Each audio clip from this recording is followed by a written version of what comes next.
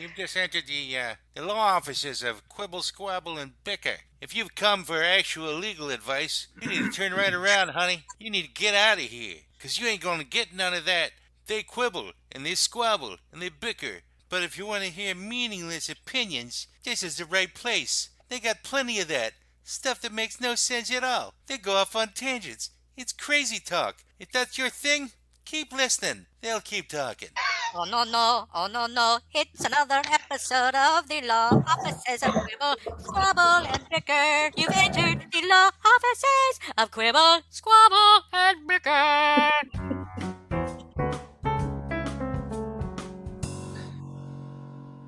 Yay! Welcome back to another edition of the law offices of Quibble, Squabble, and Bicker on this January 20th, 2021. Trump still has not conceded that he's lost the election, but it doesn't matter anymore because he's gone. He's gone his way to Florida, and so onward and upward. Today, we have a very special episode. We have Liz Priestley, who is an actress who is making her debut as Idris Elba's wife. It's Elvis Presley. Idris Elba's wife in the upcoming movie Concrete Cowboy that's going to be on Netflix sometime this year. There's no release date at this point, but keep an eye out for Concrete Cowboy somewhere on your Netflix days. And our client for today, which Liz will be guest counsel on later in the show, is Golden Girls and Golden Boys. And we'll get more into that a little bit later. But Liz, thank you so much for coming on to our stupid program. And greetings and salutations. I'm really happy to be here. This is like super exciting. I don't think it's stupid at all. I'm like super... Well, you're a veteran of like 1,000 podcasts, which is more than I can say. So oh yeah. It's hard to go, okay, so what can we do differently from every other show that you've been on, which I don't know. But I think maybe the thing to start off with is how did you actually get the gig with Concrete Cowboys? If this is your very first film role that you've never done one before, but you've been an actor for 30 years, so what changed? What'd you do different? It's because if I backtrack a little bit, I always knew that I wanted to do film and television roles. It's just that I started out in theater because that was the most readily available medium to me. And I always was like, I will use all of that experience to get my foot in the door to do the film and television stuff. But, then I had my daughter and it was like, now I've got to work like 9 to 5s and make sure I've got food on the table and all. So it was always kind of pushing that dream to the back burner to take care of other things. And about halfway through 2018, I finally was in a position where I was like, I feel like financially, I don't need to work 9 to 5s all the time. Like I could actually go on auditions. Maybe I could, make this push. And so I did. I called up a friend who I had seen in a TV commercial, and I said, I know you must have an agent or a manager. Typically, you don't appear on TV unless you have representation of some sort. Right. So I said, I know you've got someone, right? Do you know if they're seeing new clients or whatever? And that I met his manager and I signed with her. And it was so funny because she said, if we sign together, are you ready to work? And I said, yeah. So she started sending me to daily auditions. And that was really the biggest change for me was, I would sort of find auditions here or there online and maybe submit myself and maybe I'd go, and it would be maybe an audition, maybe once a week, once every 2 weeks. And then it was suddenly every day, half of them were in New York, half of them were here. So, and, they don't want to hear, oh, I can't afford to get up to New York today, or I can't. No, if you're ready, you're ready. So that was the biggest change for me, was suddenly really diving into the world of film and television auditions and things like that. But as far as how I got the part, I had been working with her. I signed with her in March of 2018. And then in May of 2019. So at this point, I've done, 3 commercials. I still hadn't done any TV or any movies, and then I have just a bunch of theater credits from the past like 25 years. But May 2019, she sends me, an audition. She says, for feature film, here are the sides. And I immediately knew it was different, because usually the things that I auditioned for, I got a part on the TV show Jessica Jones on Netflix, which ended up being cut for time. But those bastards. Yeah, I know. And I told everybody. So I did that like cliche actor thing where I was like, I'm going to be on this episode. And it, like 65 people tuned in to see me. Oh, and no. Yeah, it was horrible. It was horrible. We saw your absence, Liz. That's where we saw you. They were like, good episode. Like, but, that audition was one line. Like, I remember I went all the way up to New York just to say, how you doing, hun? That was it. See, that was good, though. And you could have said it to us. That was great, by the way. Thank you. Yes, I had to reach deep down. I felt you actually in that. It was. Thank you. All the way to the bones, really. This audition for the film, they sent me, 4 whole scenes, and they said, please be off book. And I was like, 4 scenes? Really? 4 scenes? I've got a lot to say, And be off book too. That's and it was really intense. The at that point in the audition, the character she was written as the scene that I had to audition for, the one that they really wanted me to make sure I was off book for, was the scene where she's being evicted from her apartment so that she can she's being arrested, she's being forced to go to drug rehab.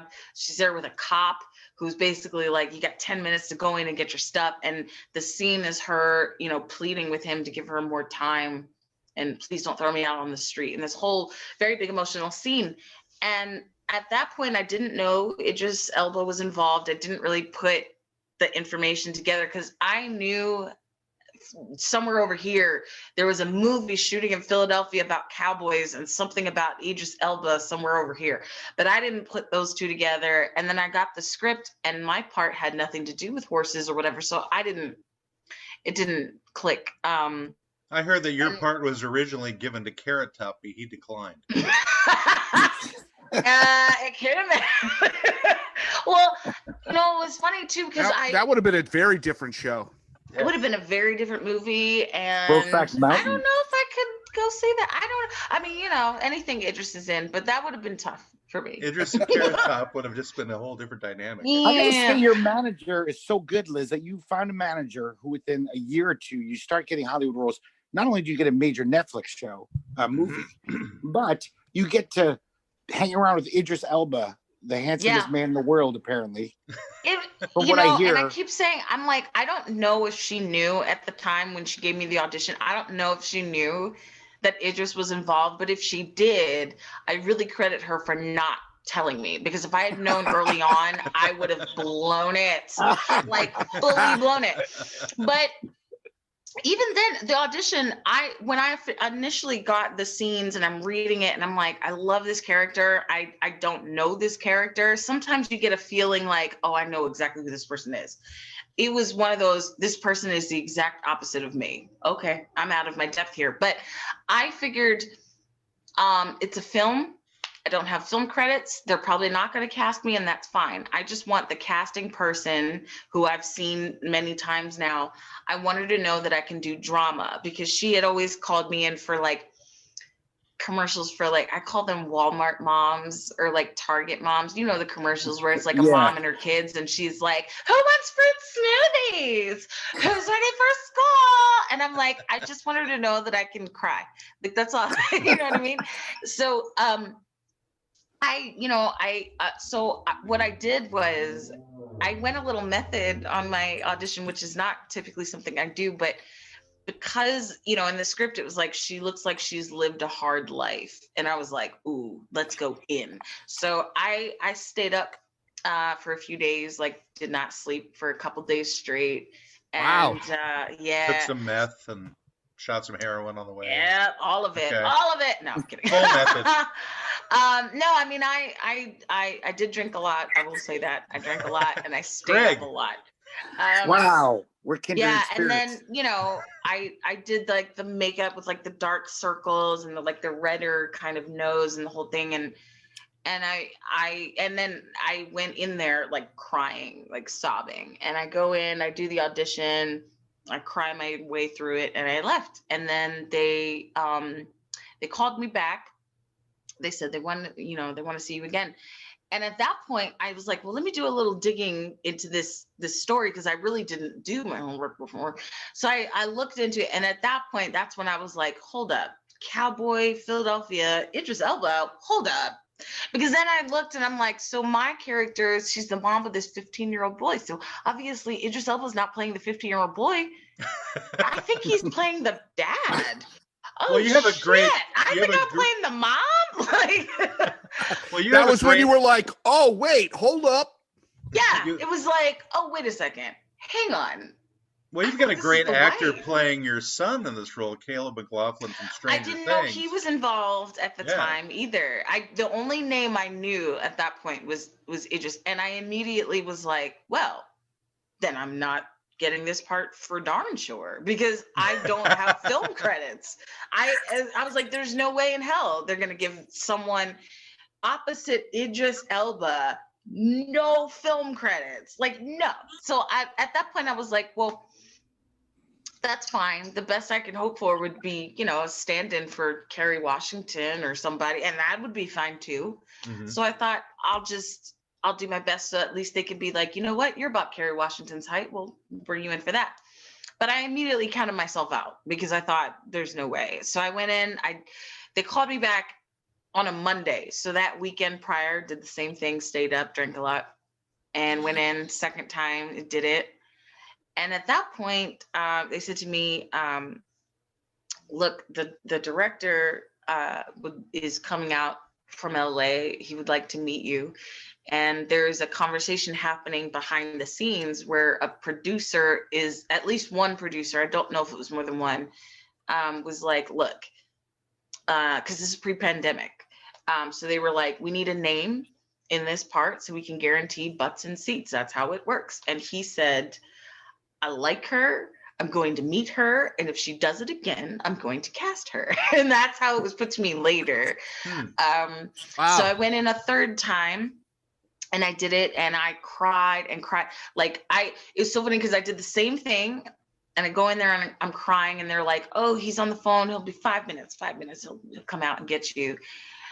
At 45 minutes, this man walks out. 45 minutes later, and I'm in a ball on the casting couch in the waiting room, like, in a fetal position. Just a love coming in, you son of a bitch. I think I scared him quite a bit. Like, I don't think he knew, but it was that, and I remember at that point, it wasn't even about crying because that was the character. It was crying because I knew how much I really wanted the part. And I was like, I've gotten so far in the process, and if I don't get it, I'm going to be heartbroken. So I was just crying. So Liz, are there any kissing scenes with you and Idris? Did you get you know what? Let me tell you this. I don't want to give this away, but can I say this story? I'm gonna say this story. You can say the story. Nobody's listening. Absolutely. 4 people are listening. We have 3 listeners. You'll be fine. They won't care. There's a scene. We have a wonderful couple of scenes, but there was something else. Okay, I'm gonna try to say this in the best way that doesn't get me in trouble. But no, get in there trouble. was supposed to be a different kind of a scene in there, and that included a kiss. And it they took it out. A kiss. Yeah, this other scene included a kiss. They took it out. And the day that we shot, it's like, it was my first day on set when I met him. I didn't meet him. That's also an unusual audition thing. Somewhere in the audition, if this was like a big budget movie in LA and whatever, at some point in the audition process, we would have met and they would have made sure we look good together. Like, we're not too tall or short or whatever, and we look cute. And that never happened. So my first day on set was my first day meeting him, and also Caleb, who I then found out was going to be my son. And so I was already like, just starstruck. So I do this whole scene, and then later I'm standing next to the director and we're chatting, and he goes, I'm surprised you didn't surprised you didn't go in and try for a kiss during that take. And I go, well, it wasn't in the script, so I didn't think I should do it. And he goes, well, we originally wrote it in there. We took it out. We didn't think it was necessary. And I just was like, oh. No, put it back in. I know, I was like, what? Oh, and then he man. goes, Oh no! yeah, but I figured if you felt it, you would have just gone for it. And I was like, I'm not gonna be that actor on her first ever film that's like, you know what? Forget the script. Come here. Like, I'm not doing it. You know what I mean? Idris, welcome to my tongue. My first major movie scene, and I'm just gonna smooch on the major star, and I'm ad-libbing. And to this day, my boyfriend still teases me about this for not going. And there was when we were shooting a different scene, there was a take where I'm kind of in his arms or whatever, and I could have sworn his face started coming in for a kiss, and I fully panicked. I wasn't ready. I just was so scared, and I ended up going, I'm not ready. And then she punched him in the face, and then she was fired. It's like, how dare you? I was so scared because I was so, and it's a great lesson. I tell this because I teach acting too, and I tell this to my students. I'm like, never be too married to the script, because there are times when they give you the freedom to just kind of improv, and if you're too scared to do it, then you have a story like mine where you're like, I couldn't kiss Idris. I couldn't do it. And that's great. I mean, that's got to be intimidating. I mean, I can imagine, your first movie, major movie star. He was still the reigning sexiest man alive, according to People magazine at the time. Right, so it was just very, and he was newly married right before we started shooting. So his wife was there, and it's like making it even more awkward. Hi, Sabrina, So no crotch grabbing either then. Yeah. Enjoy kissing my husband.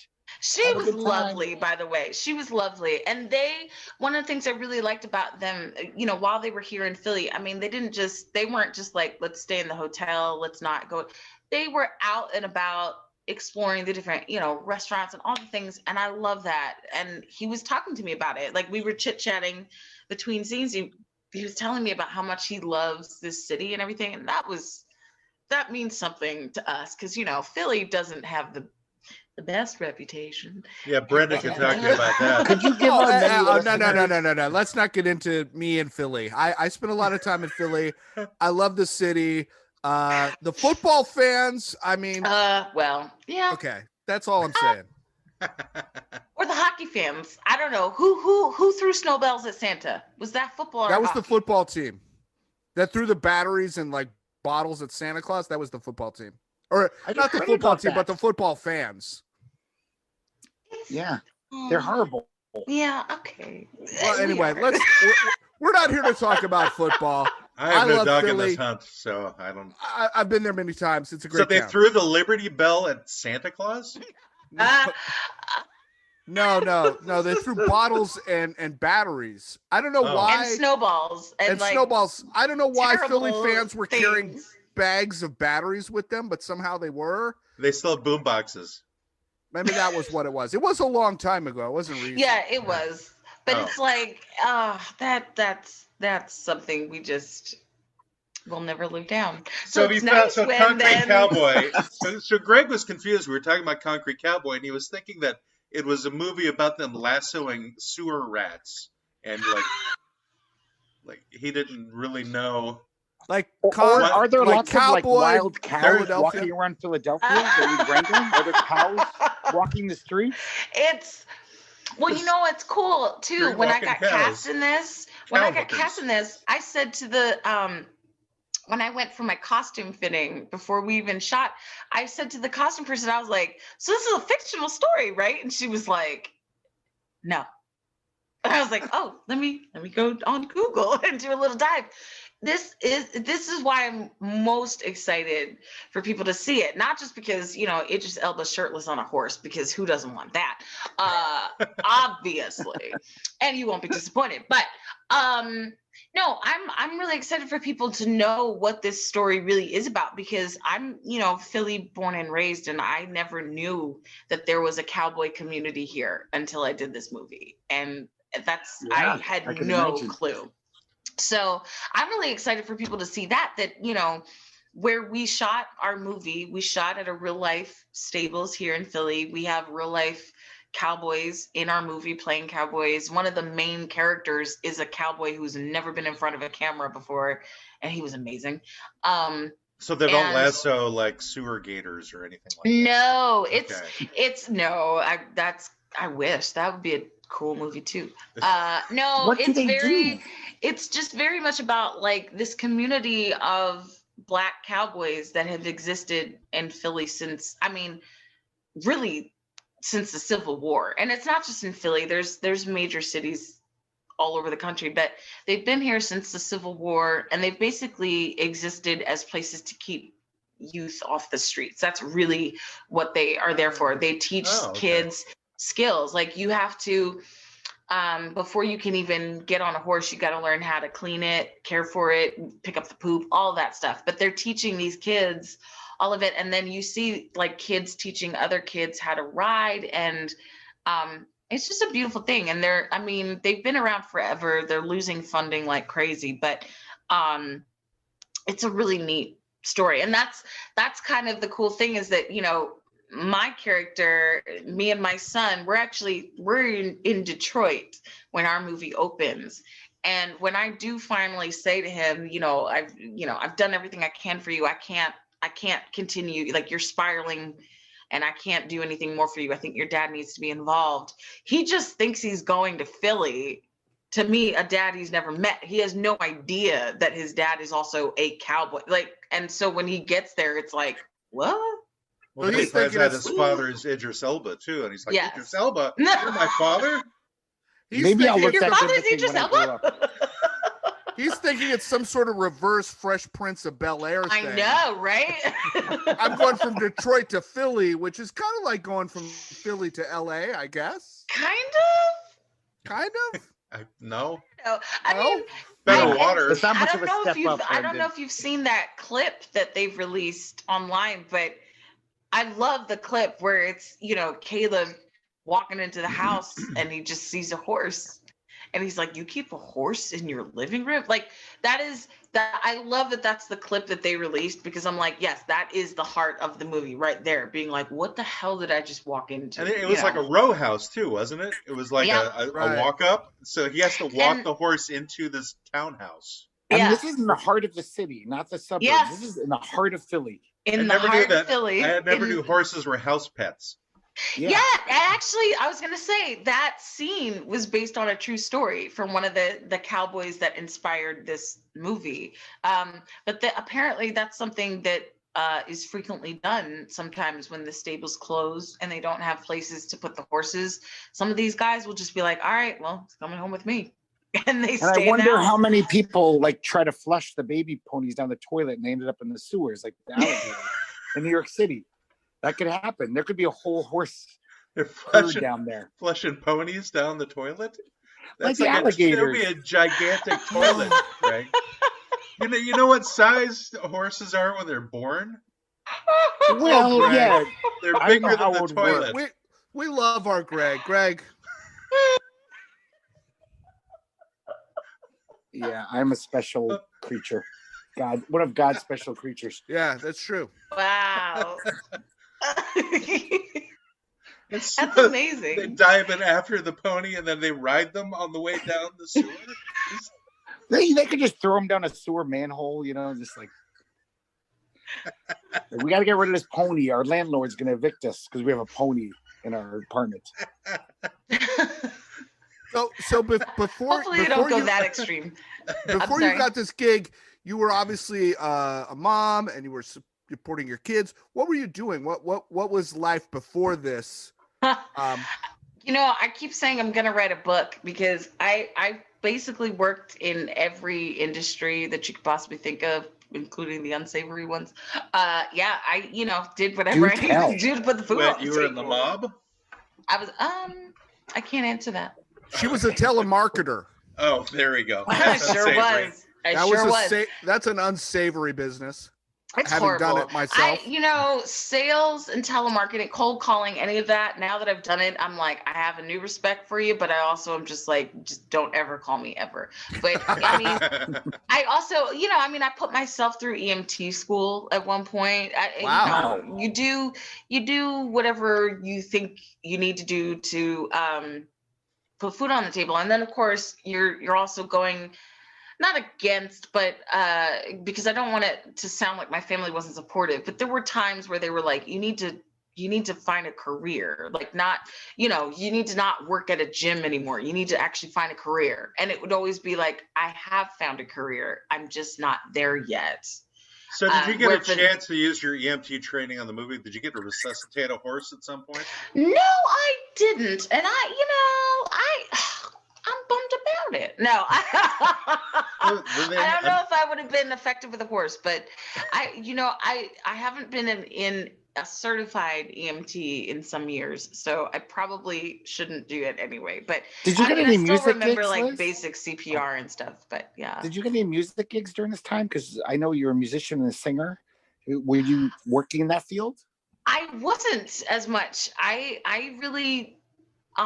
Once I graduated college, I really wanted to put that behind me because, here where I grew up, everybody really does know me as a singer and a musician. They don't really know about the acting side yet. And so that's also been why it's so frustrating that this, with the pandemic and everything, that the movie's been pushed back so much because when it was first announced that I told everybody and they were like,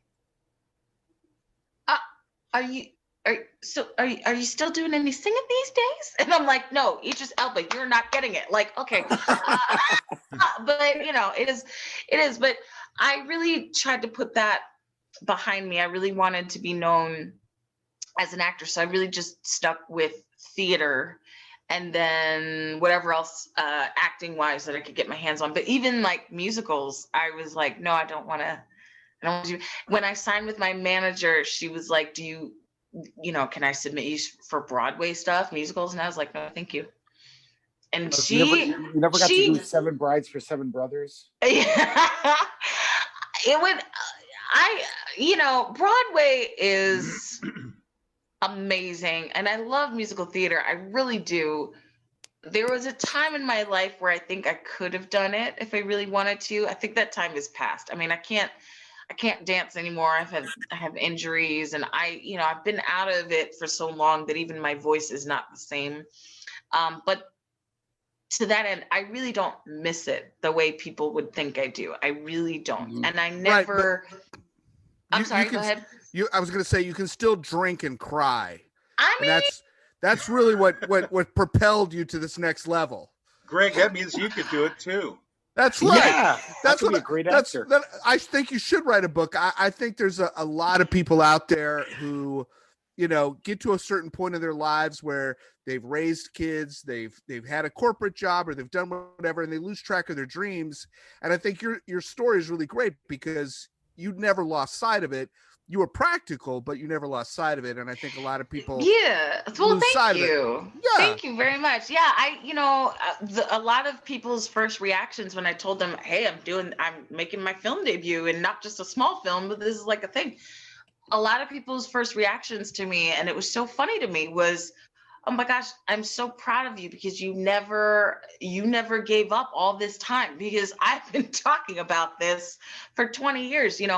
I always knew this is what I wanted to do. It just was a matter of, now how am I going to get there? And, there's no such thing as an overnight success in this industry. No one ever, decides to become an actor and then the next day they're an A-lister. Like, it always takes time.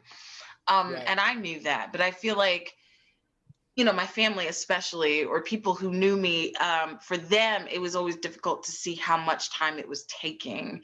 And in the meantime, yeah, I mean, I did try to be practical because, I have my daughter's 13 now, so it's wonderful. But, especially when she was younger, and like with the EMT thing in particular, I liked being an EMT. It's great money, but I stopped because when you start out in that industry, they usually give you the really terrible overnight shifts to start. Right. And so I'm working all night, sleeping all day. I have a 4-year-old, and I was like, well, I'm not even seeing her grow up. This isn't worth it. So I stopped being an EMT, So there's a lot of hit and misses, stops and starts. There were a lot of dramatic things that happened along the way. But I always felt like, even if this is going to take a couple of years, this is just temporary until I can get to where I want to get to. So I really appreciate that, because it was hard because, my family is wonderful. They're very supportive, but there were times where they were just like, I have 5 sisters, and you get a house full of women together, someone's bound to be real catty. And over the years, I've heard many times from one or more of my sisters, something along the lines of, so does Liz still think she's going to be discovered? Oh, how great is this for you? And that's the thing. It's like, it's so hard, it's like, it's the guy who has been, playing in bars forever, and everybody's like, yeah, he's going to get a record deal. But sometimes they do. And I think that's a great tribute to this story. Like Huey Lewis.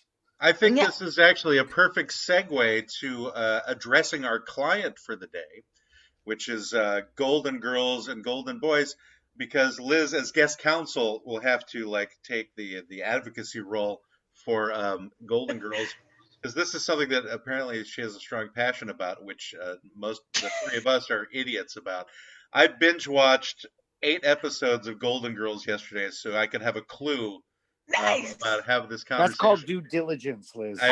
He's very serious about his job. Liz, you wouldn't know about due diligence as an actor. Actually, I have to say, part of the reason my family reacts the way that I've described is because I come from a family with not 1, not 2, 3 lawyers. So when your email popped up, law offices of Quibble, Squabble, and Bicker, I had a good long laugh about it, because I'm so used to seeing law offices of George A. Priestley. And then I first saw it and I was like, who am I being sued?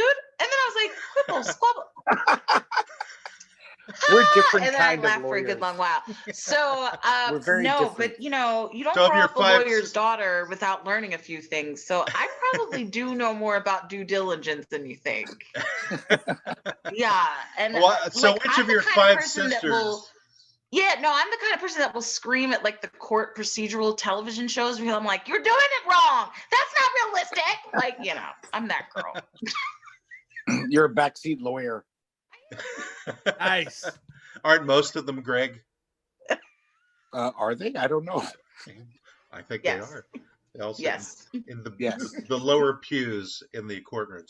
Anyway, so I'm assuming your interest in Golden Girls stems from having 5 sisters and you're all in the same house together. There must be somebody who emulates one of the other older actresses.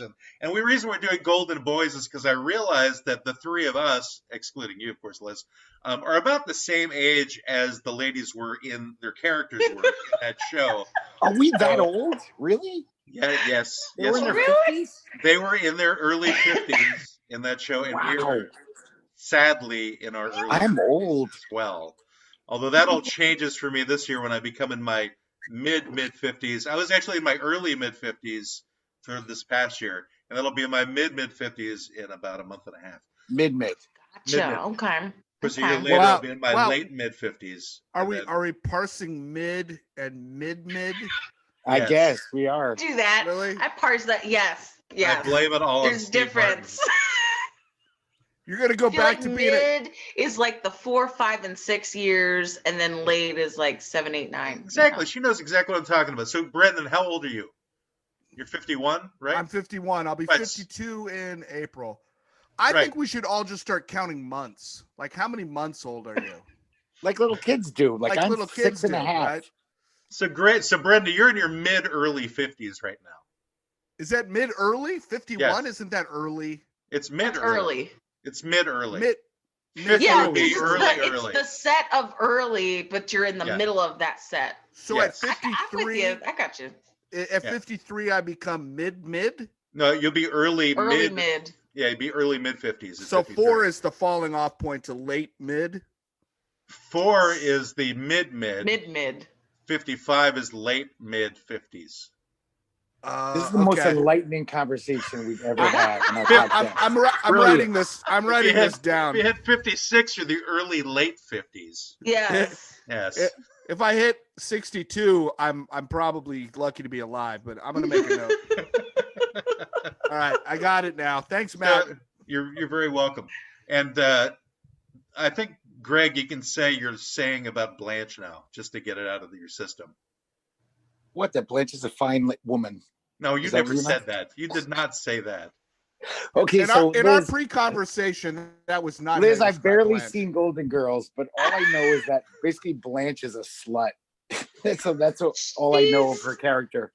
If you're familiar with Sex in the City at all, she's the Samantha of that. Yeah, group. exactly. Never watched Good either call. show. I watched a lot of that because I had I a didn't- girlfriend who liked it. Oh, is that the reason, Greg? Sure. Yes, it was. I just needed to be a good boyfriend. I did my due diligence Is that the Good reason? for as a you. boyfriend. Sure thing, Greg. I didn't watch Golden Girls because at the time it came out, I was in my 20s and I didn't care about old ladies. And Yeah. but after watching 8 episodes of it, actually it was kind of entertaining because the writing on that show was pretty good. Yeah. It's better than you think, and actually a lot of those episodes hold up. Like I was watching the Golden Girls last night, actually, and the last episode I was watching before I went to bed was an episode about a young Mario Lopez making his TV debut, playing a student of Dorothy's, who it turns out he's an illegal alien and he gets deported. Yeah, Wow. supposedly That was 1986. supposedly It's- George it's- Clooney was in that show for one episode too.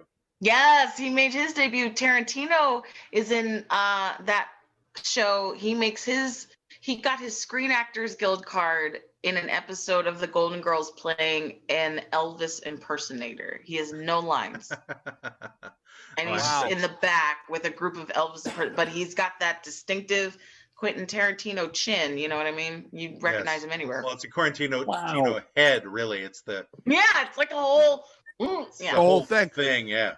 It's really interesting. The because I didn't watch it, but my oldest daughter, who's 25 and a film student and very much a media consumer, loves the show. Because I told her, I said, we're gonna go talk about Golden Girls. I have nothing, and she's like, "Oh, Dad, come on, really? You've never watched it?"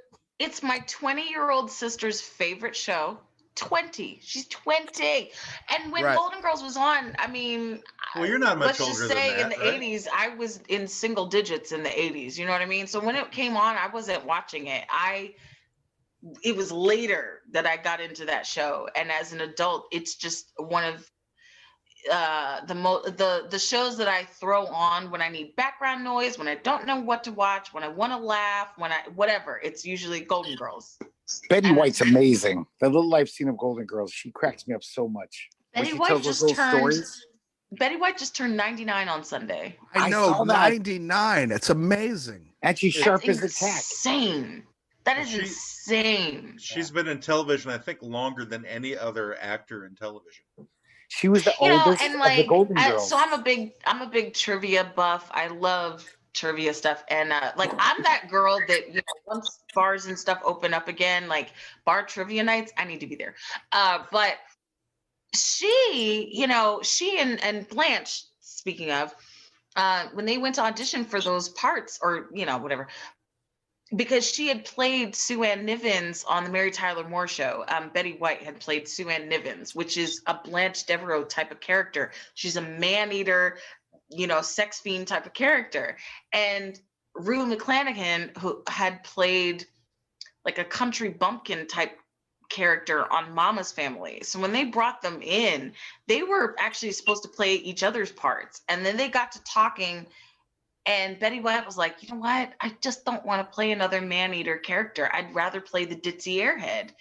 And Rue McClanahan's like, yeah, I'd like to play a man-eater for a change. So they switched in the auditions. And that's why Rue McClanahan ended up playing Blanche and Betty. But can you imagine Betty White being Blanche on that show? It would never have lasted. No, that's No, that doesn't make any imagine sense. My question It's is, so perfect. why isn't it time for an all African American remake of that show?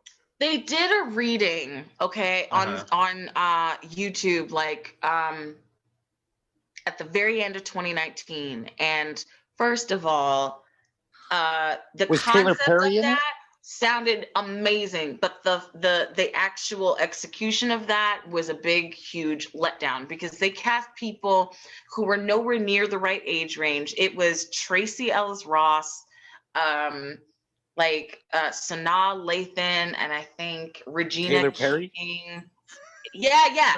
And none of those women even look like they're in their 50s, much less older. You know what I mean? And and then I think they were plagued with like technical issues, so you couldn't even really hear what they're saying.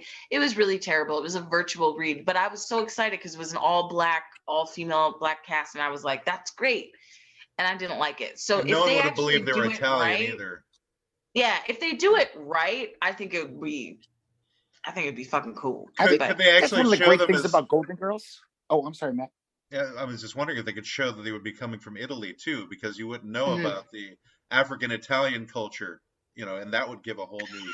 African Italian culture, yeah, I mean, They're there. Yeah. I figure they I gotta was be going to there. say one of the most radical things about Golden Girls was like, there's obviously ageism in Hollywood. Well, there is in the real world, but it was like Yeah. a show about these, older women, and they were doing things. Usually, older women like that age in movies are just the grandma.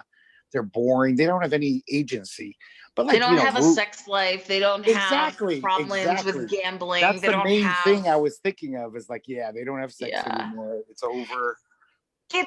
It's kind of amazing that show lasted for as long as it did, and of course they all won Emmys for their parts and well deserved.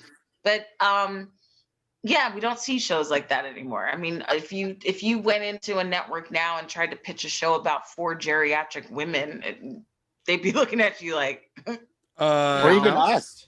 What about a show about us? The Golden Boys. I think that'd be awesome. I think they would have said, "Oh yeah, that's what we need is more old white men on television." Will you Yeah, talk to well, Netflix I mean- about this? Will you use your Netflix connections to hook us up? Oh yeah, we know we're the enemy here. We definitely know Netflix this. connections. I- I wish I had Netflix.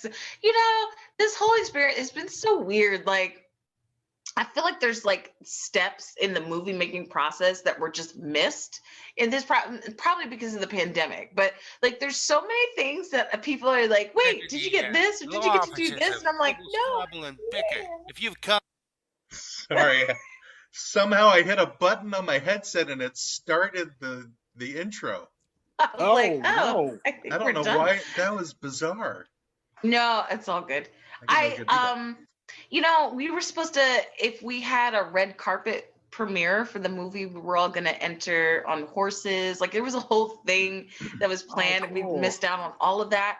So it's like, I feel like I'm missing out on a certain part of the experience that, Yeah. Oh, yeah, But now for- I have no Netflix connections. It's so upsetting.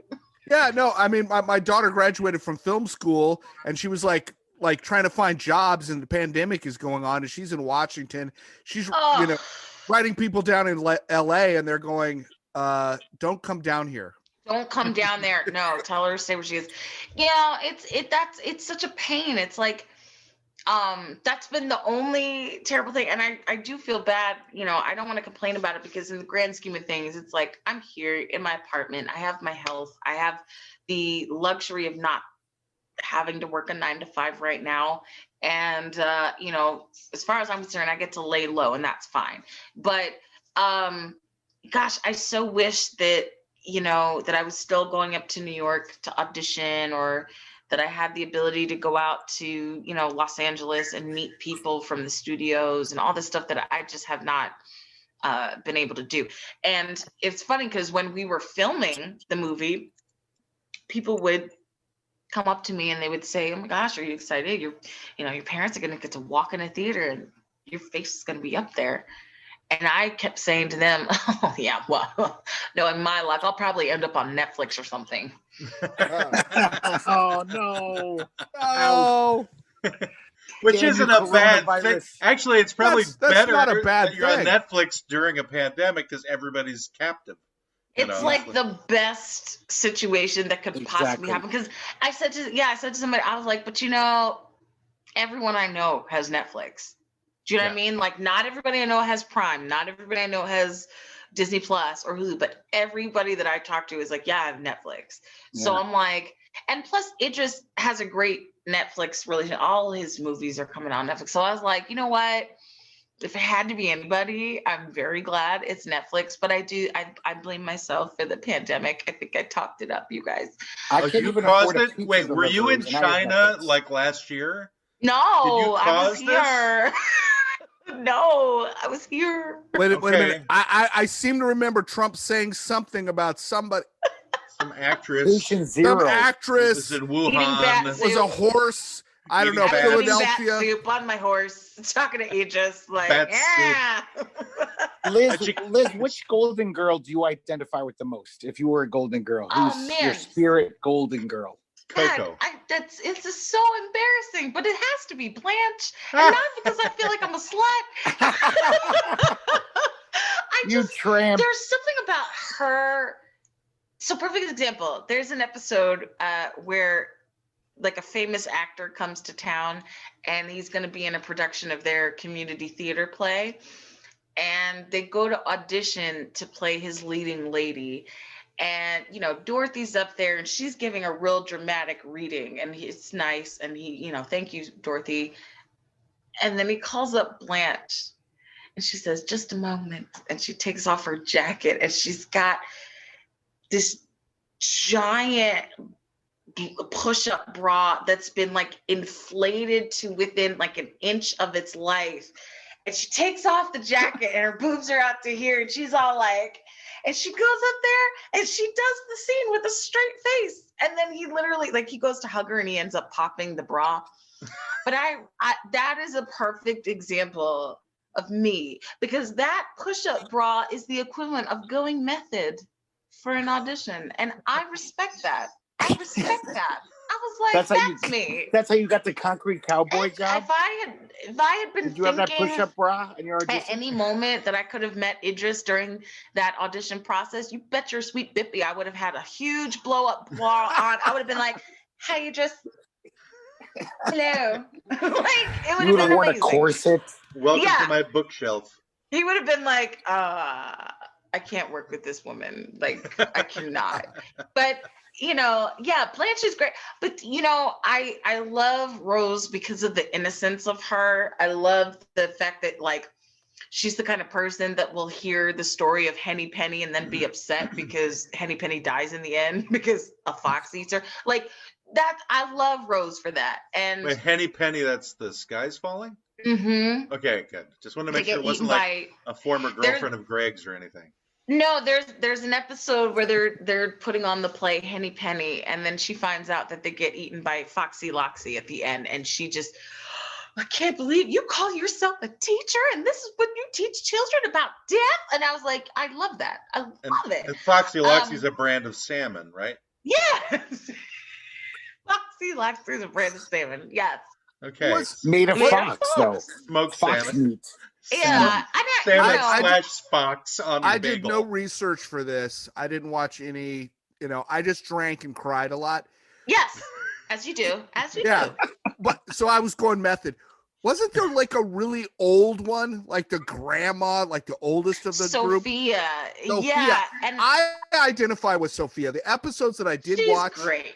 she's great. She's just angry and get off my lawn. Yes. And yes. So Well, so she and Dorothy are kind of that old kind of cranky, but like where Dorothy is just like a total cynic. Sophia has those moments, her classic line was always, "Picture it, Sicily, 1955 or whatever, because she always had the old world wisdom with the stories. But what I like about that show is that all four of those women, they're really just they're archetype characters, and so you see yourself in all of them.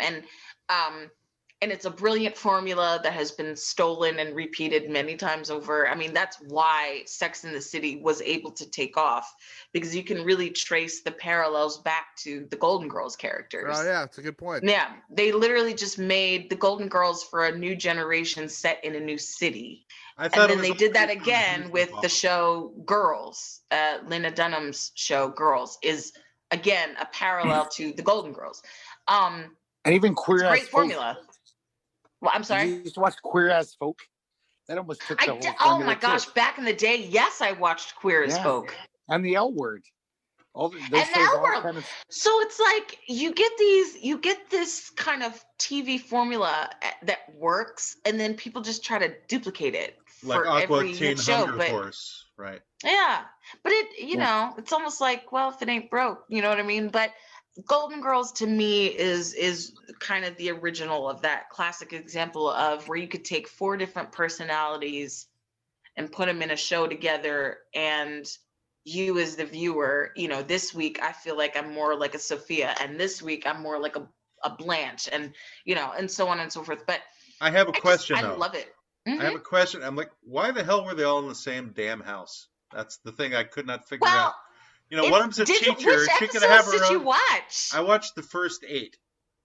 And they say in the pilot. It didn't really make sense, though. It didn't make sense that all these ladies company. Yeah, but they're not that old. They're like our age, Greg. And I know, but they're divorced. There's no reason for us to all be living together either. Matt, if you got divorced and Brittany got divorced, I'd want to live with you guys. I would want to live with any of you. I wouldn't want to live with either one of you. No, you're nuts. It would be nice to have company. That would be like the worst Odd Couple show ever. But maybe that's a mass murder by the end of the first week.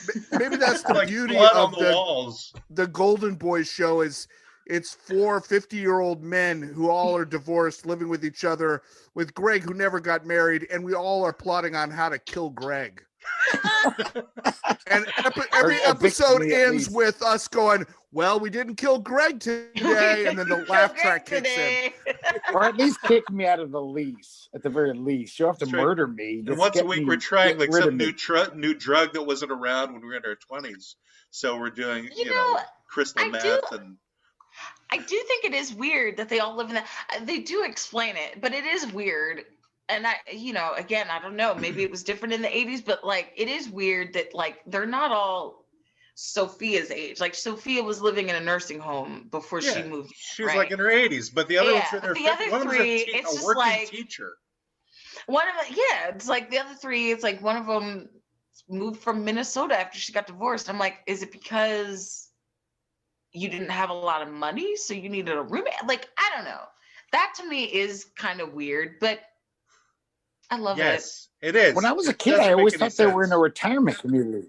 I think they were retired when I was a kid. I didn't realize that they were still working. The only one that's retired really is Sophia, and she even volunteers in different episodes. I mean, Blanche works at a museum, Rose works at a hospital and a grief center, and Dorothy is a substitute teacher. So yeah, they all work except for Sophia. Oh, she was a substitute teacher. I thought she was a regular teacher. No, and the only reason I know that is because the episode, I'm such a super fan, you guys, this is so sad. It's because the episodes where Dorothy's sister comes to visit, played by different actresses in every episode. As are my siblings. Me too. Liz, this may be the only episode of my podcast my daughter will watch, because one, you were in a movie with Idris Elba, who she thinks is just the hottest guy ever. And he is. And 2, you're a Golden Girls fan, so she wouldn't watch any of these other episodes, but she might watch this one. So that is so cool. And what is your daughter's name? Her name's Bridget. Bridget! Hi, Bridget! And I watched the Golden Girls too, and I think it's awesome. So yay, I hope you're listening. And Bridget's willing to be your intern as soon as the pandemic's over, and she's willing to move in with you. I need an assistant with all these podcasts. I can't keep them straight. I don't know, how could you? Especially with me like messaging you every day. No, you're fine. It's like if I get, 5 requests in the same week, I'll be like, ugh, I might write 3 of them down. And then 2 of them, I'm like, well, we're just going to pray that I remember, Well, your Um, publicist is a madman. He is like He's awesome. booking the crap out of us on different things, and we're not even a client of his. I'm like, what's going on here? I literally shout out to Steve Joyner. I just started working with him a few months ago, and yeah, I mean, like you said, I'm now a veteran of 1,000 podcasts. I mean, literally since October, I think we did the math. It's like 97 Wow. Podcasts we've done, Wow. including this one. This is my And so 97. that's gotten you at least 3 additional viewers for your movie. Yeah, this Yes. was 97 and a half. Yes. Yeah. It's awesome. I love it.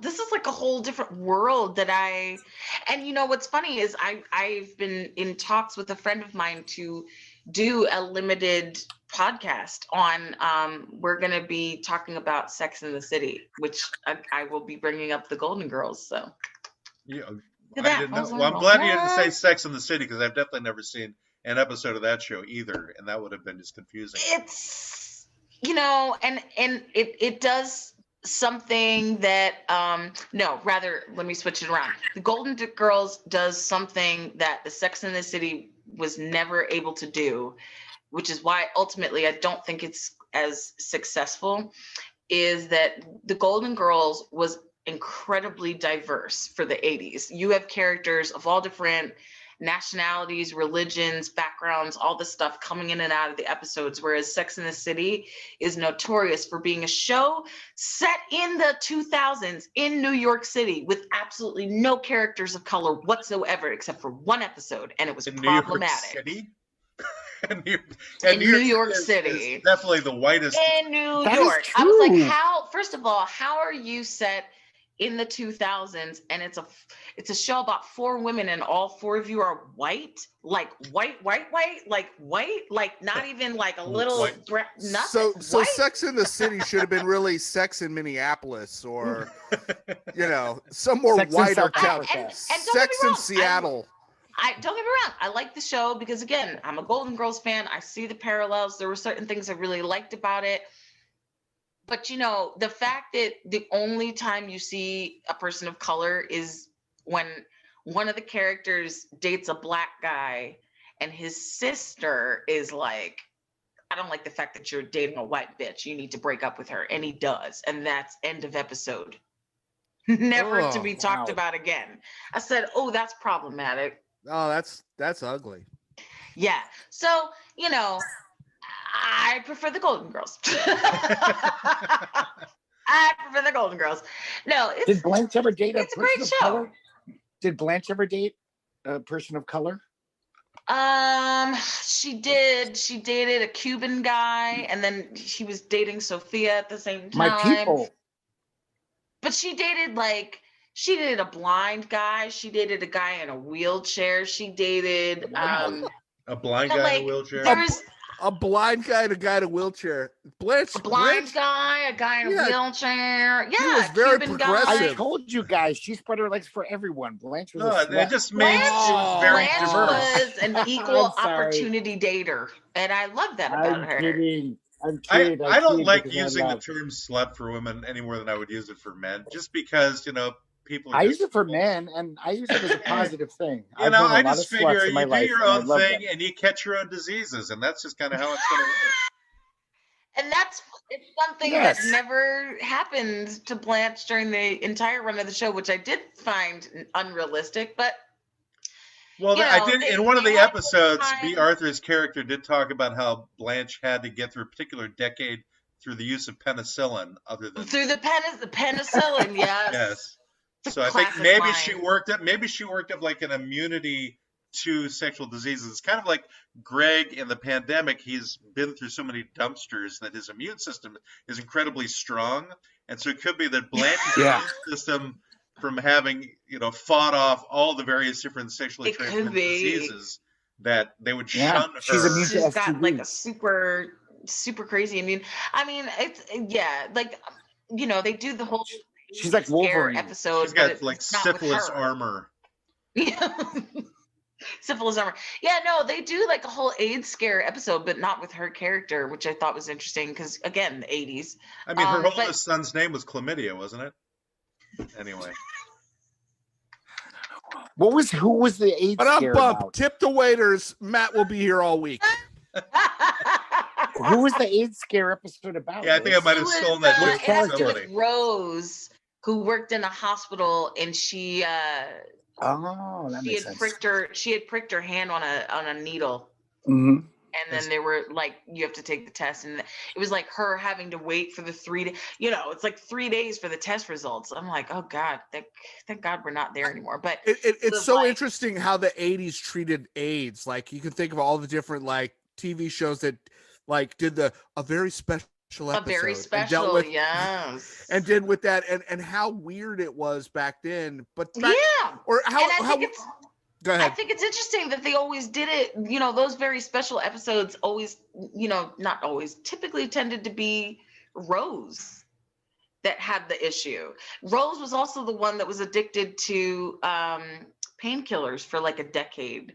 Really? And couldn't shake the addiction. And she also was the one that had she was adopted when she was a young child, and then she met her biological father at the hospital. So like all those kind of very special episodes seem to happen with the most innocent person of the group, which I always found interesting. I was like, is it because you don't think we can handle it if it happens to like Dorothy or something? But yeah, they did do a few of those. I guess it's that conflict of, oh, she's innocent, and now we're going to put her in this weird position, and you're all going to feel super awkward about it. Yeah. So yeah, and she was also the one, I think she got a pacemaker because she was the first character to have a heart attack. Rose was always kind of the one to do the serious stuff, Rose was cutting edge. Yeah. I want to start watching the Golden Girls now. I never knew they tackled such serious subjects. I'm telling you, the Golden Girls it's not underrated, because now I feel like people are really starting to understand the kind of the scope of how great that show really was. But it excites me when people discover it or rediscover it again, because I'm like, no, this show holds up. Like, it's weird, but it holds up. I mean, Dorothy and her little sweater vests, they hold up like in a way that I did not expect. But I watched 2 clips today. That was my due diligence. And I saw the herring war incident from the first episode where Betty White cracks them up, and the trivia, you like trivia, they actually said in the trivia thing that they lost their shit. They were being unprofessional. They were not being in character, and they kept it in just to show how funny Betty White is. And then hilarious. Of course you hear all this stuff now. Of course, everybody loves to talk about how the behind the scenes drama because B. Arthur was a very eccentric woman by all accounts, and she wasn't the friendliest personality. It's not that she disliked people, but she was like she was kind of a loner, and she was kind of the person that, like, if you ask her a question, she's going to give you an honest opinion, not the nice opinion. You know what I mean? So people kind of labeled her as, whatever. Apparently she didn't like Betty White very much. And it was because How could you not like Betty White? Yeah, She's the most likable woman in the world. It was because of her ability to really connect with the audience. So, in the 80s, those shows were always, taped in front of a live studio audience, as opposed to today where a lot of it's, taped. And so between scene setups, when they would be changing the set or whatever, the actresses had the option. You could go out and kind of banter with the crowd, and Betty White would go out there and just start telling jokes, and she's very bawdy in real life, so she would be telling these dirty jokes and all this stuff, having the audience crack up. And B. Arthur apparently was never really able to do that. She wasn't very comfortable with that, and she also found that to be sort of unprofessional, so they kind of butt heads. But then you also hear that, like, even though she would get annoyed with her, B. Arthur would never go to lunch without Betty White. And if Betty White was late, she'd stay there and wait for her. Like, it was like a thing. She's like, no, I can't eat now. Betty's not ready. I'm not going without Betty. Yeah. So it was like she liked her. It was just, they kind of had a difficult relation. But And like the woman who played Sophia, she had like severe stage fright, severe. And it would be like every Friday when they would be getting ready to tape in front of an audience, she'd have like a, like a mental breakdown, and they'd have to spend, an hour basically trying to get her to come out of her trailer, get on set, because she was so scared of messing up and stuff. It's just fascinating to me. I love trivia. Wow. I'm so weird. Oh, I just no, read that's some trivia today to prepare That's for some the nerdy show. weird shit, but that's cool. That's interesting. Yeah. I read some trivia today to prepare for the show, and apparently it took Estelle Getty's, that's her name, right? Yeah, Estelle It Getty. was like an hour of makeup every day. I mean, She's not old. She was I think she was one of the youngest people in that she cast. was the youngest. That's the weird thing. She was the youngest of Well, all of them. She wasn't the And youngest of all I of think them. she was the first She to was. pass out No, though. Rue McClanahan was the youngest of them. But Are you Estelle sure? Getty- Because Yes. on IMDb it said she was the youngest. I am sure, Greg. I'm quite sure. Do you have something more authoritative than IMDb? Do you have super IMDb? That gives you the real Super facts? IMDb. I have the dates of their births, and there you go. she was a year younger than B. Arthur, but she was not younger than Rue McClanahan, who was the youngest, because Rue McClanahan actually was in her early 50s. Whereas the others were like in their 60s. But I mean, anyway, she my had to biggest do a surprise, ton of makeup and stuff. Yeah. my biggest surprise about the show, for me personally, was that there was actually the word "the" in front of the words "Golden Girls." All of these years, I thought it was just called Golden Girls. And then I watched the episode, and it says "The Golden Girls." I'm like, oh, I got the whole name completely wrong. I mean, that changes everything. I love it. It changes your whole, blows your mind. I love that the theme song is sung by a woman. I think her last name is Fowler, but her first name is Cynthia, and that's the same name as my daughter. So, and I did not plan that. I found that out later, and I was like, oh. So here's a little bit of trivia. The guy, do you nice. know who wrote that song, Liz? Yeah. Andrew Gold. Andrew Gold. Yeah, Lonely Boy. I just found that out 2 years ago. Yeah. And didn't he write, what was the other theme song? He wrote a couple, didn't he? Oh, I don't know. Matt might know. Matt's a karaoke host. He Come knows on, a lot of Matt. shit. I Man, didn't let's look do up this. anything about Andrew Gold because I didn't care. So He's a great Fair enough. songwriter. That's a great song. Thank you. Oh, let's all sing it together, guys. Thank you for being a friend. Wait, that's all I got. Oh my I don't God, know no. that. Travel know down anymore. the road and back again. Yeah. The card is due. You're a pal and a Right, a confidant. you're a bunch of old ladies in a ranch house in Miami, and you yell at each other for no reason. Aren't those the lyrics? Yeah, you ruined it, Matt. Sorry. You ruined Wow. the Vibe beautiful killer. song. Vibe killer. I thought it was the lyrics. I'm sorry. I learned the wrong ones. I kind of like those ones better, though. Those are nice. And Blanche Yeah. is gonna sleep around. I have to say, though, that B. Arthur's outfits were quite different from everybody else. Those Oh my sweater Lord, vests She was they were incredibly are stylish. legendary. Not even a sweater vest, like all these very sort of giant billowing scarves and That's what I'm weird saying. I think pantsuits. they were and- like vests Yes. that used to go down past her knees. I think they like, call those literally. tuxedos. They were something, and she used to they had to make her wear shoes because she would always like try to walk around the set barefoot. And so in a couple episodes, you'll see she keeps wearing the same pair of boots. So it was the only pair they could like get her to wear because she would just insist on being barefoot all the time. That is Liz, such you a might know weird this trivia. quirk. I know.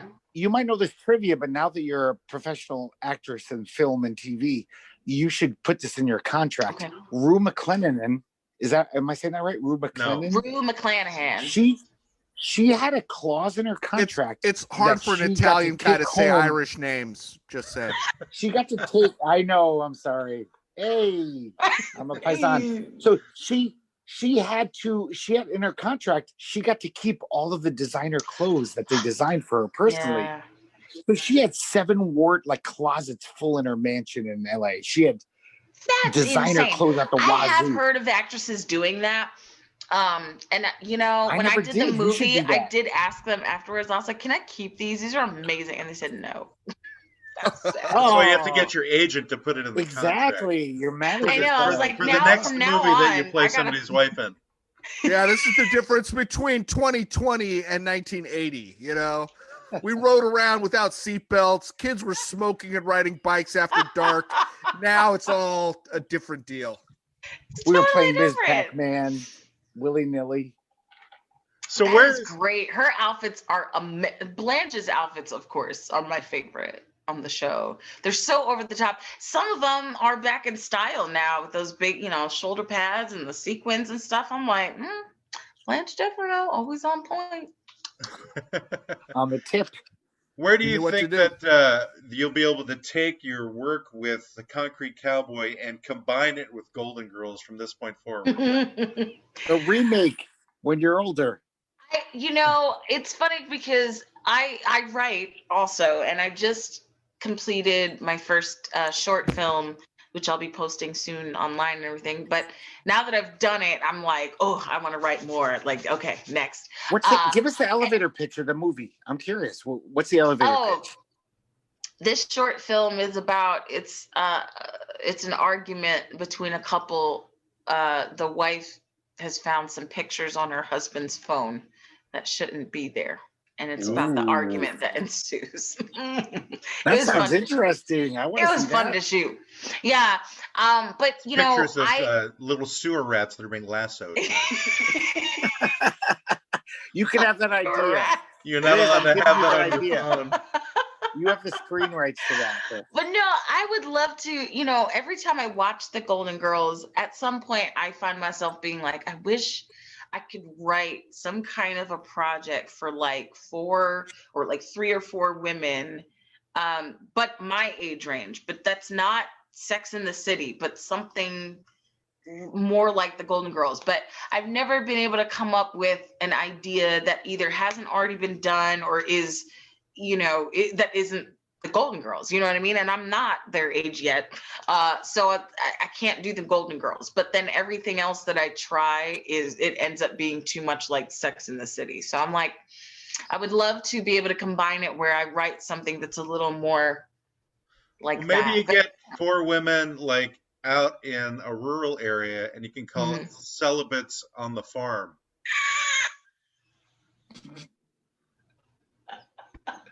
And no one will think that it's connected. Bump. Did I mention that Matt will be here all week? Bump. Please try the shrimp cocktail. That could be a fun show, though. Celibates in the Farm. Well, I thought, I was like, the pandemic sort of lends itself to a naturally Golden Girls type of situation in which, like, I don't know, maybe if it was like a couple people staying in an Airbnb for business and all of a sudden you're on lockdown, so you're forced to be in this house together. But I've never been able to take it much further off the ground than that. But yeah. Actually, the pandemic would be the perfect device for keeping people in a place. For keeping people in that house, yeah. Because it was like how you said, why would those 4 people be living in a house together unless they were, retired or, something like that. But I thought about that. I was like, the pandemic would be a natural reason for people to stay in the house, and maybe combinations of people you wouldn't necessarily, put together in the first place. But I don't know. And eventually they all go stir crazy, and then they invade the Capitol building in DC. Yeah. Well, I was going to say maybe there's like Vikings.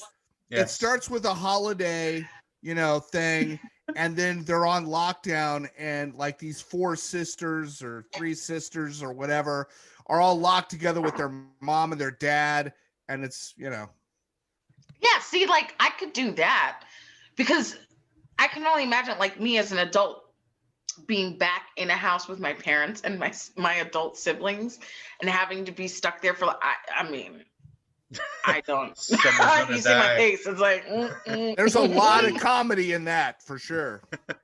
and horror, comedy, drama, violence. Yeah, you could actually call it Good Times the sequel.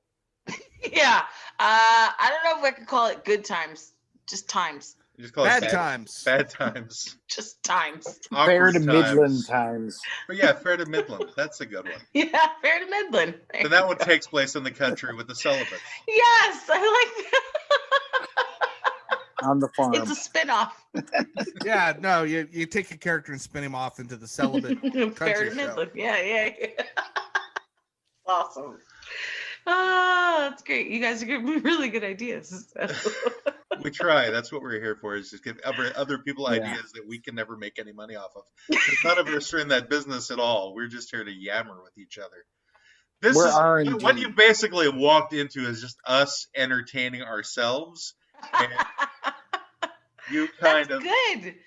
joined in on it. We have no aspirations other than what we're currently doing, which for me You is know- basically wanting to work again. But Well, I do have a love for the law. I do love the law. you're planning on love becoming a law. lawyer, Greg? No, but I love I was the gonna law. say, I are love the any of you concept. actually lawyers? God, no. No. Of course not. I You have really lawyers. I have lawyers we as sound like clients. lawyers? Okay. There you go.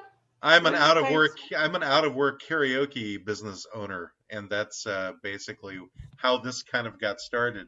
Is because I Yeah. had nothing else to I do. knew a lawyer who defended me when I shoplifted when I was 20.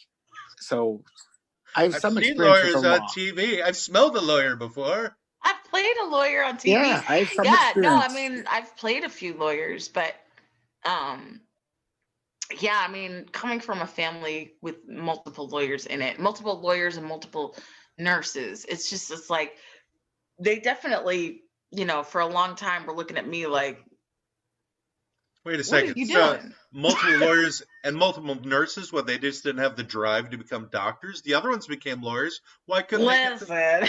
Come on. Yeah. That used to be my argument when they would pick on me for being in the arts. I'd be like, really? Why don't you go back to medical school for a few more years? See if you can make something of yourself. And then my mom would be mad. But I did say that once. That's a good one. I like I did say that. that. I said that once to a pharmacist friend of mine too, and we're having an argument. He did not appreciate. I was Oh, you're like, mean. So you are good to be on this show. listen. That's hard. The I gotta say, sweetness being a on nurse- this face is just on this face. It's a facade. No, I'm kidding. I don't have the brains to become a nurse, but it's not a fun job. You got to wipe people's It's asses. hard. I mean, I'd rather flip I burgers. honestly, Which is in a what I lot do. of ways, now that I have seen this side of it, in a lot of ways, I'm like, yo, nurses are those real unsung heroes. Like, you really don't know, and then it's kind of bizarre. But yeah, no, it's sad because unfortunately, I have a few family members who are essential workers right now, so they're putting themselves at risk, and I'm just like, I make movies, so like, yeah, it's apples and oranges. I mean, really, but. Yeah, for a long time, it was always just kind of like, so when are you going to get a real job? And I'd be like, oh, I have a real job, But yeah, it's cool. It's exciting. I have some pictures from the set, and once I was able to show that to my family, it was kind of like, oh my God, like she's really doing this, Oh, it's real. It's Right. like, how dare Yeah, you not meet like, their expectations? This is real. Yeah. It's cool because I think even when I told them that I got in the movie, I think there was a period of like, wait a minute, so she's in the movie with Idris, but like, okay, when she says she's in the movie with She's gonna have Idris, one like, line. what are we talking about here? You know what I mean? And then when I was able to show them some pictures, they were like, holy shit, Idris, you know what I mean? So yeah. Yeah, it's you weren't cool. just some guy. You just weren't handing him a coffee or something like, here you go. I think they still thought I was a stand-in. I think we still all were like, nope. And I even, before I showed up on set the first day, I was like, I'm pretty sure they're going to fire me, or they're going to be like, you know what? We made a terrible mistake. Can you just be a stand-in? In which case I'll be like, sure. But, up until I was up on a horse, it was, cause I did have to, I thought about this later. I did have to ride a horse. I don't know if it made it in the movie though, but I did have to ride a horse. I had to go to horse camp. Horse No. camp? Is that Yeah. where they send all the courses for the summer? No, I had to learn to ride. Fun fact, I'm allergic to horses. Caleb McLaughlin is allergic to horses, and Idris Elba is allergic to horses. So between the three of us, Man, It Well, was a you just miserable day that you one just need to day be for about thankful that the 5 horses hours. were not allergic to you. No, they were not allergic to me. They were That was loved good. me. No, and I was afraid to tell people that I was allergic. I thought they would fire me if I told them. And so when they cast me, and then the next day they called me and they said, you know, we need you to report to horse camp on Monday. And I was like, okay. And then I like immediately called my doctor. I was like, what can you give me? I'm in a movie with Idris Elba. No, you don't understand. I need you to give me drugs, all the drugs. And he's like, okay. You should have called up OSHA. You should have called up OSHA and said, this is a hostile work environment. It's unsafe. OSHA. Yeah, I know. would It have was, dealt with that. it was interesting between the three of us sneezing and the eyes just watering and everything. But Wow. yeah, I found out I was allergic to horses the hard way when I rode a horse in college. My friend raises horses and everything. I went to her home in upstate New York and rode a horse, and within 20 minutes my throat started closing and I had to go to the hospital and did the whole EpiPen and the thigh thing. Wow, that bad. So I was like, oh my gosh, if I tell them I'm Whoa. allergic to horses, they're gonna fire me because I'm like allergic. It's a horse movie. Yeah. When you said the hard way, though, I thought you meant you like ate a horse or something. So when you okay, that's good. No, just almost died. But no, it's, you know, it worked out. It worked out. Everything, we were all good. We're all So alive. maybe It's they all good. should have changed it to the sewer rats to be more Might have been accommodating. safer. It Yeah. might have been a little safer. I don't know. They had but, little tiny lassos getting the little rats as they're going down. I was just But- afraid, but- like anyways. all But who's the to all say- the antihistamines and stuff I was on. I was like, please don't let me say anything stupid to Idris Elba, or I'll never. I didn't say anything stupid to him, but I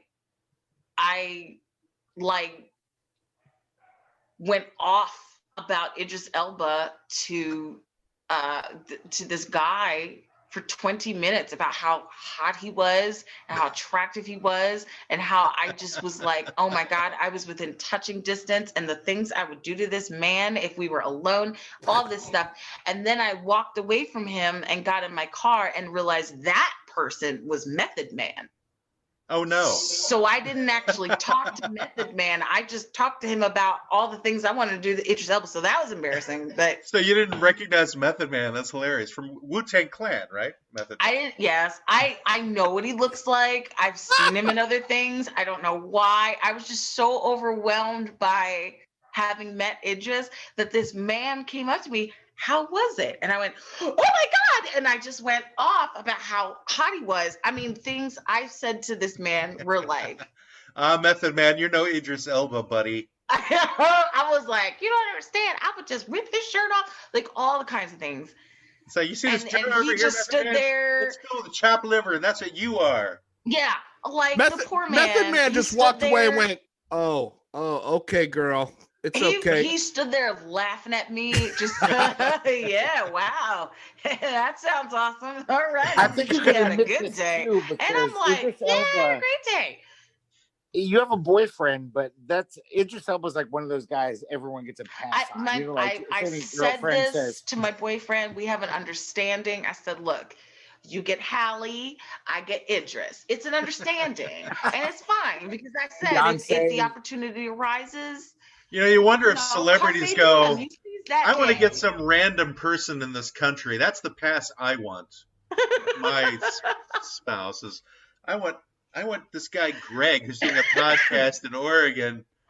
For Yeah. my pass. I don't want anybody famous. I just want this unknown person. Right. No, my boyfriend is an confident actor in Kate also, Winslet. so he's very understanding, thank God. But no, and thank God he's an actor, because honestly, it would have been very difficult to come home that day after meeting him and having to explain to someone who's not an actor like how I was feeling. So thankfully, my boyfriend, I was able to come home and just be like, "Hey, just blah." He was like, "I know, he's great." It Let was me great. tell you who you're not, boyfriend.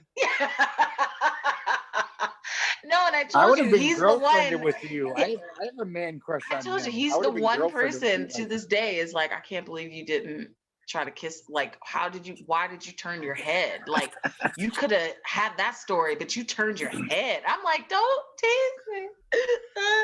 Well, one thing we have learned from today's episode is that it doesn't matter what you talk about. If Idris Elba is involved, you forget about the client. Yeah. Anyway, I think it's a good time to start wrapping up because we've had an outstanding interview here with No, it's been Liz a lot Priestley. of fun. Yeah, that was so much fun, Liz. Thank you. Thank you guys. It's Yeah, been really, really fun. You guys made me laugh a lot. That was entirely accidental. We don't need to make anyone laugh. We guarantee 2 laughs an episode, and if you don't get them, you get your money back. But so you got more than your money's worth. Well, I So feel a little guilty you owe when you us give you any money good now. legal advice. Yeah. I feel a little guilty because we kind of like misrepresented ourselves. In what Well, way? I have legal advice. Don't punch a cop in the face if you don't know them. So that's my legal advice Oh, for the day. that is good. You're a great lawyer, apparently. I That know. is some I great didn't legal realize. advice right there. You know so much about the law. I recommend that highly. I have some legal advice. Don't incite a riot if you're the president. Yeah, that's Bad not a luck. bad idea either. It works against you You ultimately. think people would know that, but it Don't bears attempt a repeating, coup d'etat. evidently. Well, Yeah. we're going to end things off because we've been going for a full hour and a half, and we could definitely talk to you for probably like another hour and a half. But I'm sure you have like things in your life that you want to actually accomplish. There's But 40 other podcasts. And by to do. things that I'm just gonna be going to sleep. I am extremely tired. That's it. we Like, do have a soporific that's effect my on most Wednesday night, people. you guys. They listen to us and they fall asleep, and that's kind of the Yeah. category of listener we're going for. We're going for the ones who like want to get a good night's sleep. They listen to us. Insomniacs. They fall asleep. Exactly. Exactly. But so I was going to say thanks, Maria, before we end off. So thanks, Maria. Thanks, Thanks, Maria. Maria. And thanks, Liz. Thank you guys so much. Thank you, Liz.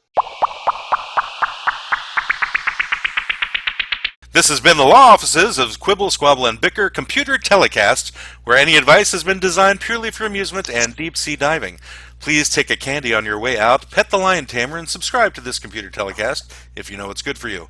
The law offices of Quibble, Squabble, and Bicker deny all culpability in today's events and are not to be confused with real law offices that have a secretary and books and stuff.